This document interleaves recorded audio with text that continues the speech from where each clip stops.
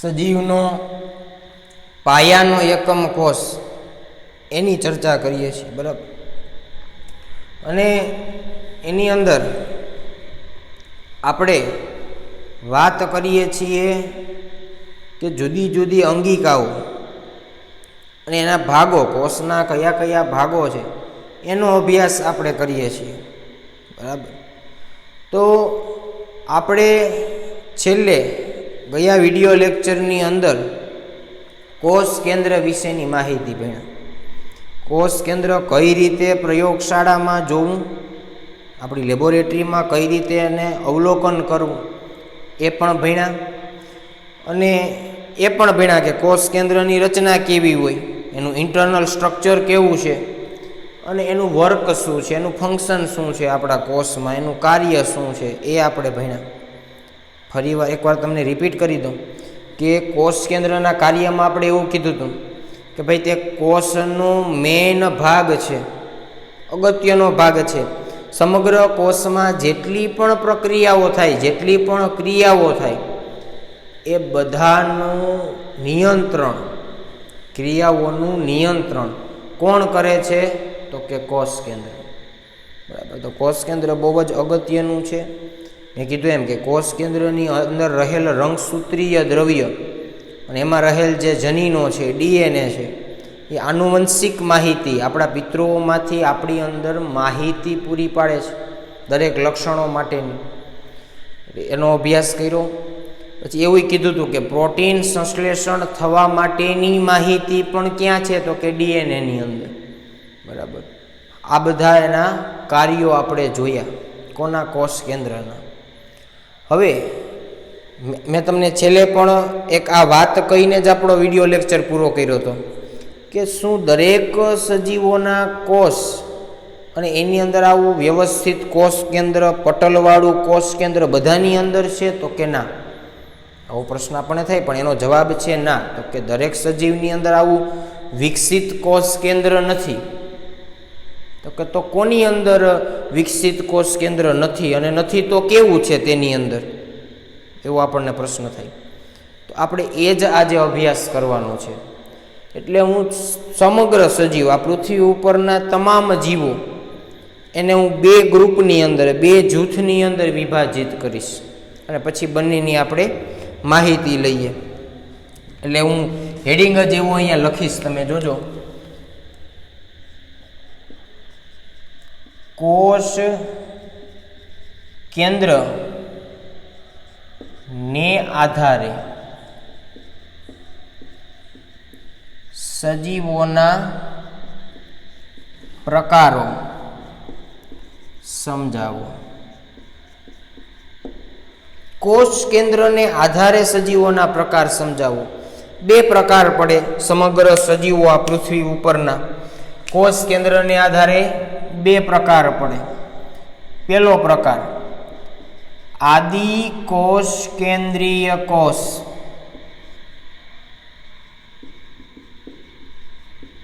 અને બીજો પ્રકાર વિદ્યાર્થીઓ સુકોષ કેન્દ્રીય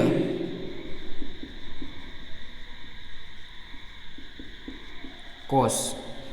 આદિકોષ કેન્દ્રીય કોષ અને સુકોષ કેન્દ્રીય કોષ.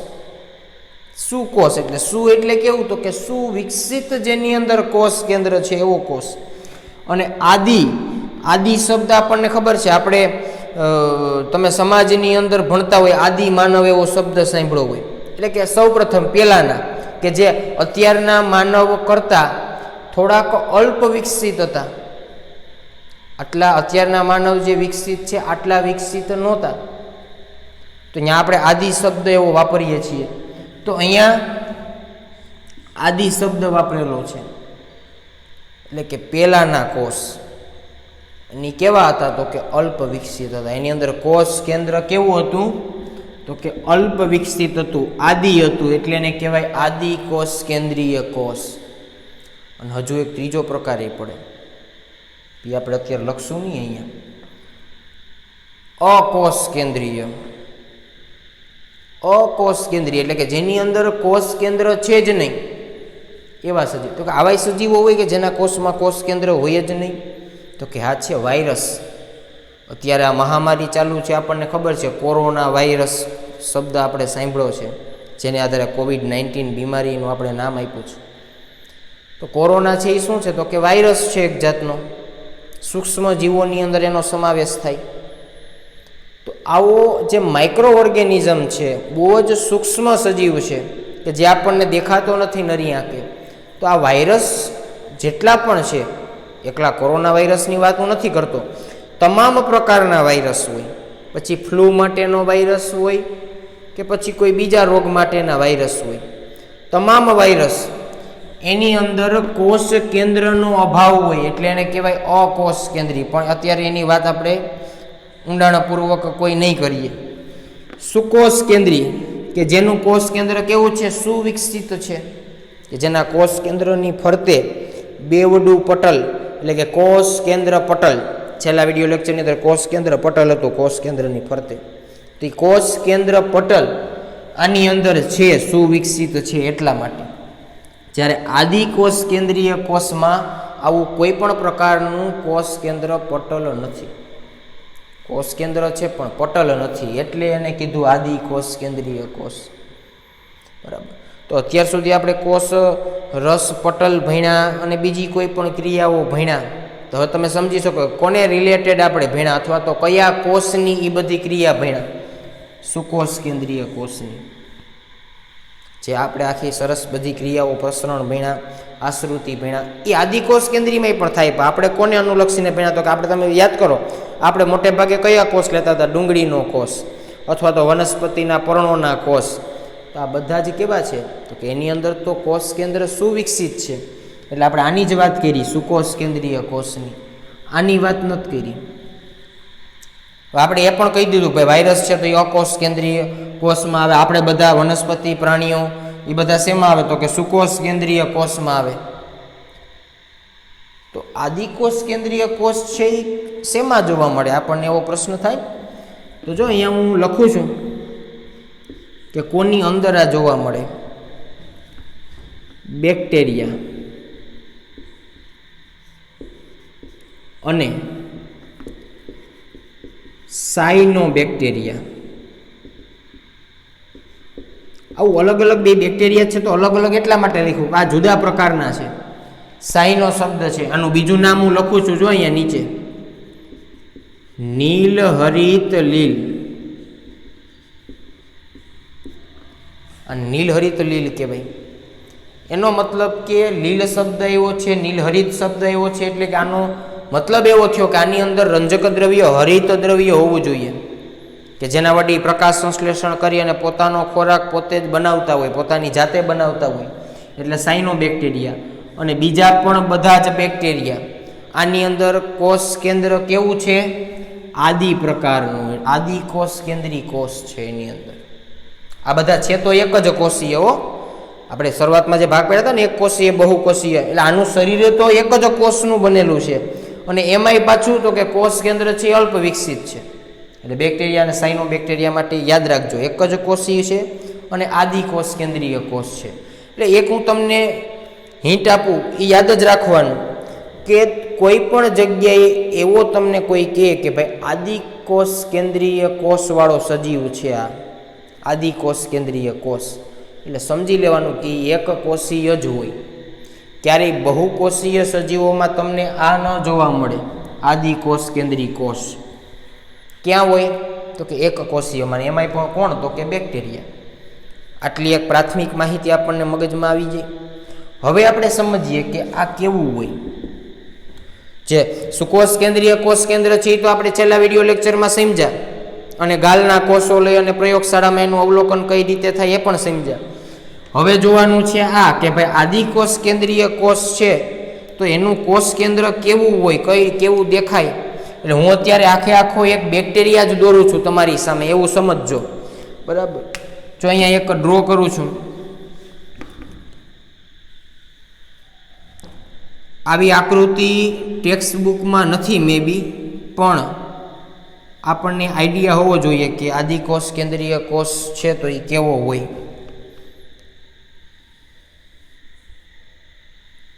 જો અહીંયા એક હું નાની પૂંછડી જેવું બતાવું છું તો એ પૂંછડી જ છે, પણ નામ આપણે અહીંયા થોડુંક વિજ્ઞાનની ભાષામાં સારું આપશું એને કસા.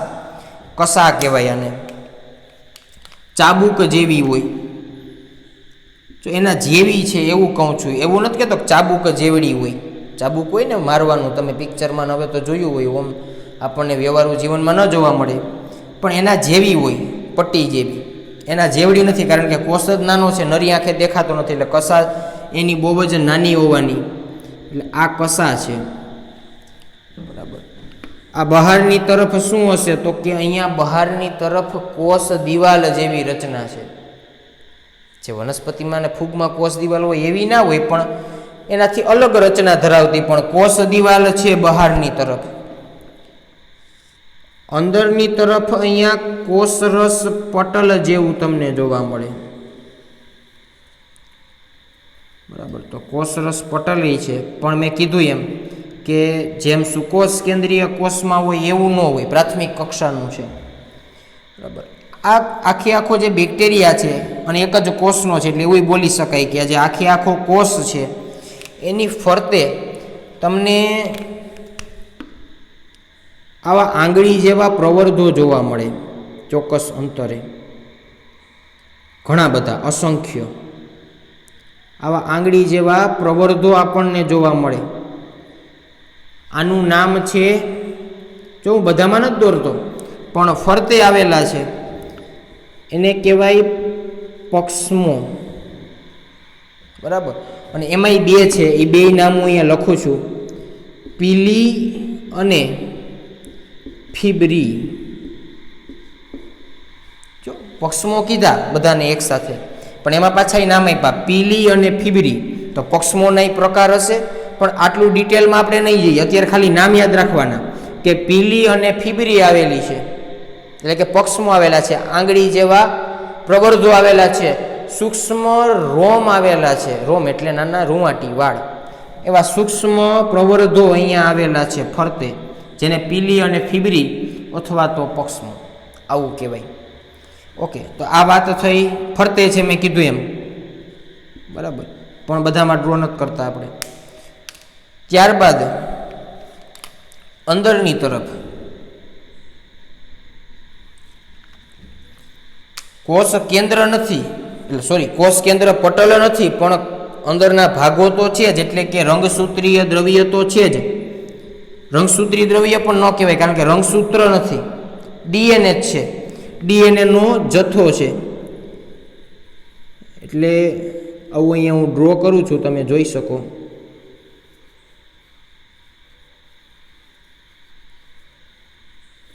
બસ આ જ એનું કોષ કેન્દ્ર, આટલું જ. અને આમાં છે શું તો કે ડીએનએ, બીજું કાંઈ જ નથી. બરાબર. તો અહીંયા આપણે ડીએનએ શબ્દ અથવા તો કોષ કેન્દ્ર શબ્દ એવું નહીં વાપરીએ. અહીંયા હું આના કોષ કેન્દ્રને એક ચોક્કસ નામ આપું છું, તમારી ટેક્સ્ટબુકમાં એ છે. બરાબર. આને કહેવાય ન્યુક્લિઓઇડ. ન્યુક્લિઓઇડ એવો શબ્દ વાપરવાનો. અહીંયા રંગસૂત્રીય દ્રવ્ય એવો શબ્દ નહીં વાપરીએ. ન્યુક્લિઓઇડ કે જે ગૂંચળા સ્વરૂપે રહેલું છે, આની ફરતે કોઈ કોષ કેન્દ્ર પટલ કે એવું નથી, એટલે એને આદિકોષ કેન્દ્રીય કોષ કહેવાય. બરાબર. બાકી તો અંદરના ભાગમાં ઘણા બધા રિબોઝોમ આવેલા છે. આપણે અગાઉ વાત કરી હતી કે કોષમાં રિબોઝોમ આવેલા હોય, તો ઘણા બધા રિબોઝોમ્સ આવેલા છે. આ બધા શું છે? રિબોઝોમ. બરાબર.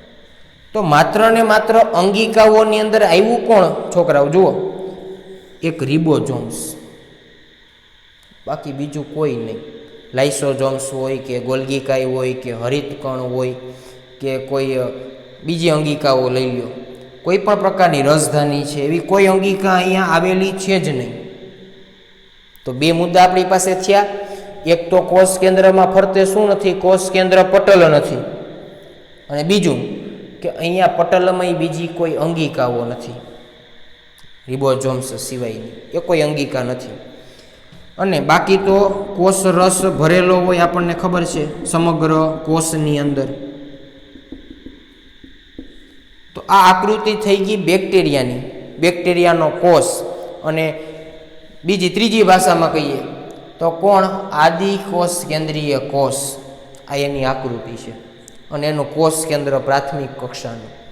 તો આટલી માહિતી આપણે જોઈ. ખાસ અગત્યનું અહીંયા બીજું કહી દઉં તમને, આના કોષ કેન્દ્રને કેવો શબ્દ આપણે આપ્યો છે? ન્યુક્લિઓઇડ. આ ખાસ યાદ રાખજો. અહીંયા રંગસૂત્રીય દ્રવ્ય કે એવું કંઈ નહીં બોલીએ. શું બોલશું? ન્યુક્લિઓઇડ. બાકી તો કશા આવેલી છે? પીલી અને ફિબ્રી આવેલી છે. રિબોઝોમ્સ એક જ આવેલા છે, બીજી કોઈ અંગિકા નથી. અને કોષ કેન્દ્ર પટલનો અભાવ છે.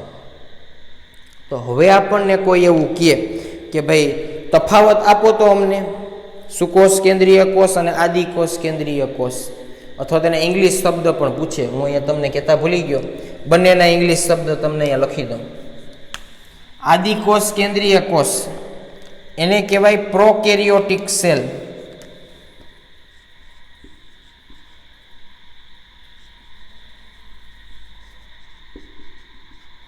અને સુકોષ કેન્દ્રીય કોષ એને કહેવાય યુકેરિયોટિક સેલ.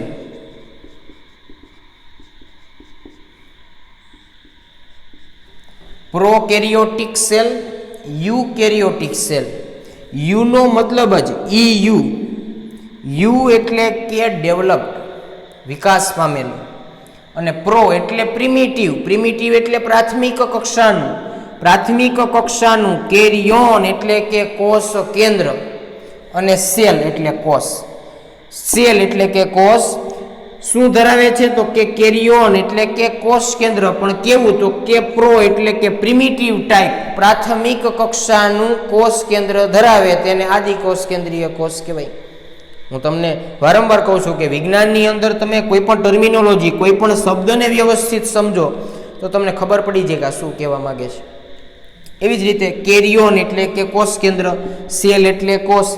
એવો કોષ કે જેનું કોષ કેન્દ્ર યુ એટલે કે વેલ ડેવલપ્ડ, એટલે કે વિકસિત, સુવિકસિત, જેની અંદર કોષ કેન્દ્ર છે એને કહેવાય સુકોષ કેન્દ્રીય કોષ. બરાબર? તો આ ટર્મિનોલોજી ખાસ યાદ રાખજો, પ્રોકેરિયોટિક અને યુકેરિયોટિક. પ્રો એટલે કે પ્રાથમિક કક્ષાનું, આટલું યાદ રાખજો એટલે યાદ રહી ગયું. બરાબર? હવે એનો તફાવત જોઈએ કે ભાઈ કઈ રીતે લખવો હોય. આપણને પૂછે એક્ઝામમાં 2 માર્ક્સમાં અથવા તો 3 માર્ક્સમાં કે ભાઈ સુકોષ કેન્દ્રીય કોષ અને આદિકોષ કેન્દ્રીય કોષ, આ બંને વચ્ચેનો તફાવત આપો. તો પહેલો જ તફાવત લખવાનો કે ભાઈ આદિકોષ કેન્દ્રીય કોષ હોય તો એની અંદર કોષ કેન્દ્ર કેવું છે? પ્રાથમિક કક્ષાનું. જ્યારે સુકોષ કેન્દ્રીયની અંદર કોષ કેન્દ્ર કેવું છે? તો કે સુવિકસિત. બીજો મુદ્દો કયો લખશું? તો કે આના કોષ કેન્દ્રમાં, એટલે કે આદિકોષ કેન્દ્રીય કોષના કોષ કેન્દ્રમાં કોષ કેન્દ્ર પટલનો અભાવ હોય. સામે કેવું હોય? તો કે હાજર હોય, કોષ કેન્દ્ર પટલ છે. ત્રીજો મુદ્દો, આદિકોષ કેન્દ્રીય કોષ, આદિકોષ કેન્દ્રીય કોષ તેની અંદર પટલમય અંગિકાઓનો અભાવ છે. અહીંયા લાઇસોઝોમ્સ કે ગોલ્ગી બોડી કે કોઈ પણ પ્રકારની અંગિકા નથી, એટલે અંગિકાઓનો અભાવ હોય. જ્યારે સુકોષ કેન્દ્રીયમાં શું છે? તો કે બધી જ અંગિકાઓ હાજર હોય. આ ત્રીજો મુદ્દો થઈ ગયો. ચોથો મુદ્દો, અહીંયા રંગસૂત્રીય દ્રવ્ય અથવા તો જનીન દ્રવ્યને કયો શબ્દ આપણે વાપરીએ? તો કે ન્યુક્લિઓઇડ વડે દર્શાવાય અથવા તો ન્યુક્લિઓઇડ કહેવાય અહીંયા જનીન દ્રવ્યને. જ્યારે સુકોષ કેન્દ્રીય કોષમાં આપણે જનીન દ્રવ્યને શેના વડે બોલતા હતા? શું કહેતા હતા? તો કે રંગસૂત્રીય દ્રવ્ય. આ એક મુદ્દો થયો. પાંચમો મુદ્દો, તો એના ઉદાહરણ આપી દો.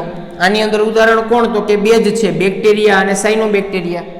જ્યારે સુકોષ કેન્દ્રીય કોષમાં વનસ્પતિ, પ્રાણી, બધા વિકસિત કોષ બધા આવે. બરાબર? તો આવા 5 મુદ્દા લખો એટલે 2 માર્ક્સ અથવા તો 3 માર્ક્સનો તફાવત તમને આવડી જાય.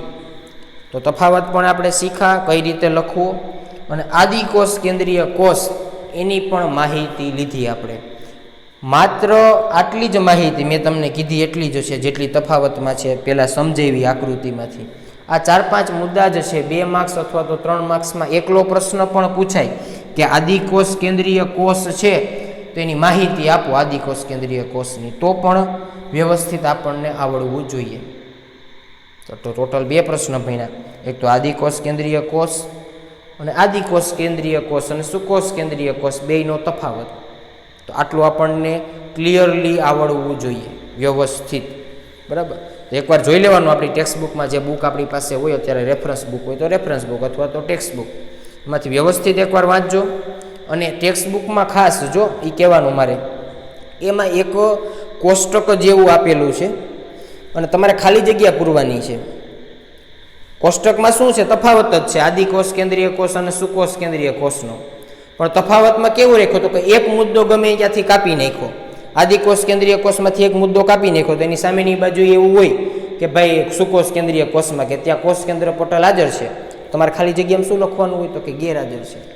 તો તમે એક વખત જોશો એ કોષ્ટક એટલે તમને આઈડિયા આવી જશે કઈ રીતે એના જવાબ લખવા.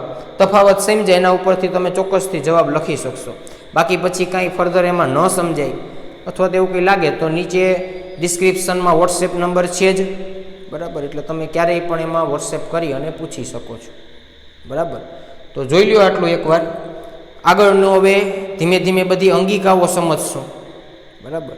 રિબોઝોમ છે, લાઇસોઝોમ્સ છે, ગોલ્ગીકાઈ છે, અંતઃકોષરસ ઝાડ છે, રસધાની છે, હરિતકણ છે. આ બધી જ અંગિકાઓ વિશે સમજશું. દરેક વિડીયો લેક્ચરમાં આપણે એક એક બે બે અંગિકા જોતા જશું. આ જોઈ લો એકવાર.